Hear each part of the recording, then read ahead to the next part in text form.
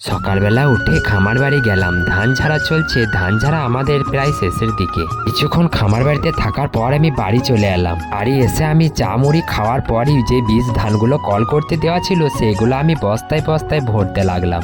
একদিন আগে কল করতে দেওয়া হয়েছিল, দেখছি খুব সুন্দর কল বার হয়েছে। এগুলো মিনিকেট বীজ ধান। এই বীজ ধানগুলো একটু দেরি করে ফেলা হবে। এই 10-12 বস্তা বীজ ধান আমার ভরতে বেশ কিছুক্ষণ টাইম লেগে গেল। চটপট বস্তাগুলোর মুখ বেঁধে দিয়ে আমি চলে গেলাম মাঠে। বীজতলাগুলোতে হাত মই দেওয়া হয় নাই, তাই আমি গিয়ে হাত মই দিতে লাগলাম। আর হাত মই দিতে আমার প্রায় ঘন্টাখানেক টাইম লেগে গেল। বীজ ফেলার আগে বীজতলা ভালো করে সমান করে নিতে হয়, তাই আমি বেশ ভালো করেই সমান করে নিলাম। একবার করে মই টানছি আর একবার করে দাঁড়াচ্ছি। মই দেওয়া শেষ করতে না করতেই দেখছি মাঝি ভাইগুলো মাথায় করে বীজ ধানগুলো আমাকে পৌঁছে দিয়ে গেল। আর আমি দেরি না করে বীজ ধান ছিটাতে আরম্ভ করে দিলাম, কারণ দুটো জমিতে বীজ ধান ছিটাতে বেশ কিছুক্ষণ টাইম তো লাগবেই। কিছুক্ষণ পর আব্বা এসে বীজ ধানের গামলাগুলো আমাকে হাতে হাতে ধরিয়ে দিতে লাগলো। দুপুর হওয়ার আগেই আমি বীজ ধান ছিটানো শেষ করে ফেললাম।